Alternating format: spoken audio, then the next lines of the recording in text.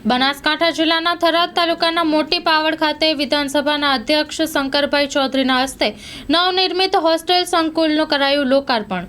સમગ્ર શિક્ષા પ્રોજેક્ટ અંતર્ગત થરાદ તાલુકાના મોટી પાવડ ખાતે કસ્તુરબા ગાંધી બાલિકા વિદ્યાલયના નવીન હોસ્ટેલ સંકુલનું લોકાર્પણ કરાયું હતું। Story report by Vishalsinh Chauhan, Palanpur, Banaskantha. માટે આવા સમય નહીં જવા દઉં।